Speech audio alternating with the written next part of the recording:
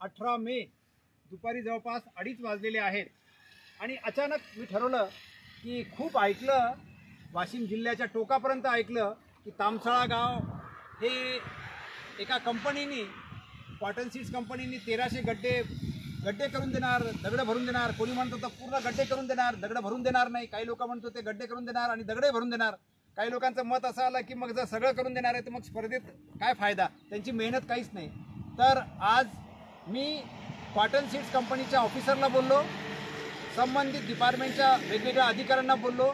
100% ही बातमी खोटी आहे. आज दुपारी 2:30 ही जी काही बातमी आहे 100% खोटी आहे. अधिकाऱ्यांनी मला सांगितलं त्या कॉटन सीड्सच्या की फक्त आणि फक्त ते 40 ते 45 हजार रुपये नगद राशी इथे देणार आहे, बाकी काहीही करणार नाही. त्या राशीपैकी 1 रुपयाही 18 मे दुपारपर्यंत आलेला नाही. कृपया गैरसमज करून घेऊ नये. शासकीय अधिकाऱ्यांनाही बोललो आणि कॉटन सीडच्या अधिकाऱ्यांनाही बोललो. मला असं वाटते अशा चुकीच्या खोट्या अफवामुळं काम करणाऱ्या माणसांवर, हे जे 5 वॉटर हिरो आहे यांच्याबद्दल सतत 1 तासापासून मी माहिती घेते, त्यांना समजून घेते. मी गड्ड्यांना भेटी दिल्या, गड्ड्यांच्या सगळ्या खोदकाम कसं झालेलं आहे, बऱ्याच गोष्टी पाहिल्या. तर मित्रांनो, मला असं वाटते की कामावर फोकस पाहिजे. खोट्या अफवा फसरू नका आणि खोट्या अफवावर विश्वास ठेवू नका. दुसरी गोष्ट मला एक लक्षात आली की अनेक मीटिंग्स झाल्या आणि त्या मीटिंग्समध्ये मी कुठेही या गावच्या तलाठी मॅडम, पटुकले मॅडम आणि त्यांचे वॉटर हिरोज मी कुठेही बघितले नाही.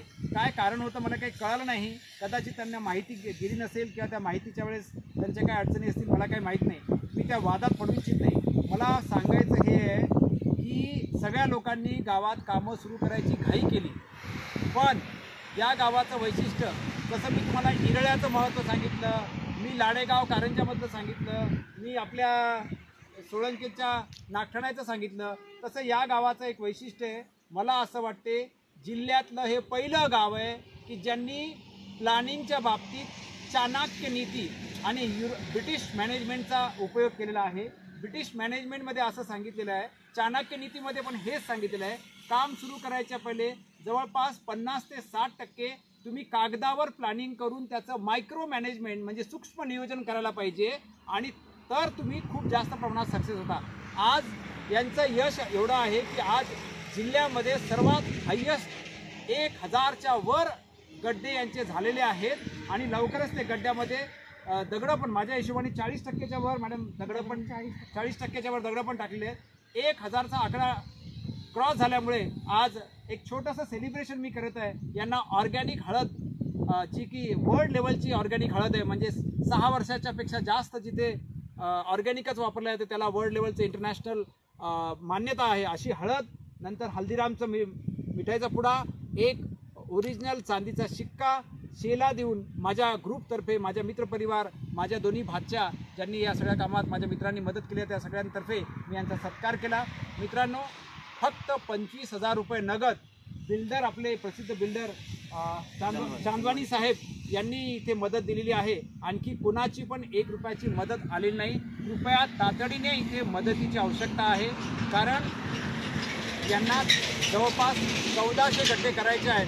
100% जे काही करायला पाहिजे नियमानुसार ते 100%च्या वर हे क्रॉस करणार आहेत. मला विश्वास आहे. जे काही झालं मॅडम, जे काही जिल्ह्यात खोटी अफवा फैलवली गेली आहे त्याबद्दल खरंच त्या लोकांनी चुकीचं काम केलं, मी असं मानतो. तुम्ही ते सगळं विसरा आणि कामाला लागा. ज्या गावामध्ये कुठल्याही प्रकारचा मोठा लीडर, कुठलाही उद्योजक, कुठलाही व्यावसायिक असा कोणीही यांचं नेतृत्व न करता, नेतृत्व नसताना नेतृत्ववान आम्हीच बनू हा संकल्प करून हे 6-7 वॉटर हिरो, एक आमचे मामा उपस्थित नाही आहेत, ते येतील, आणि या गावकरी सगळे, हे गावकरी, मला खरोखर मी या गावकऱ्यांना सांगतो की लगेचच जसं तुमचं जलतारा संपलं त्याच्यानंतर 1-2 महिन्यानंतर आपण मीटिंग घेऊ. मॅडम आणि जलतारा यांना मी विनंती करतो की लवकरच ते मीटिंगमध्ये आपण पुढची आखणी करू. चांगले झाडं आणि दानामध्ये काय आणखी देता येईल किंवा तुमच्या सहकार्याने काय करता येईल आपण ठरवूया. खूप खूप धन्यवाद. लवकरच 100% आणि कुठल्या प्रकारची मीटिंग नसताना, कुठल्याही प्रकारचा गाजावाजा नसताना, काहीही नसताना रात्री 2-2 पर्यंत जागरण करून एक सरकारी अधिकारी आणि 5-7 वॉटर हिरो, साध्या मनाचे, निर्मळ मनाचे वॉटर हिरो, हे सगळे आमचे बंधू, हे काय चमत्कार करू शकतात. पण कृपया फक्त ड्राय वर्ड्स याच्यावर पाठवू नका, नुसत्या सुक्या शुभेच्छा देऊ नका.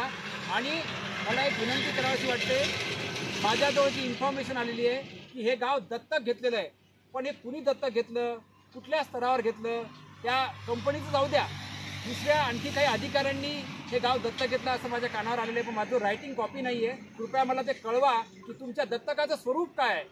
स्पर्धा संपायची वेळ आलेली आहे, कुठल्या प्रकारची आर्थिक मदत मिळत नाही आहे आणि कुठल्या प्रकारचं सेलिब्रेशन होत नाही आहे. मग कुठल्या स्वरूपाचं आहे ते थोडं समजून सांगा. खूप खूप धन्यवाद. Thank you all.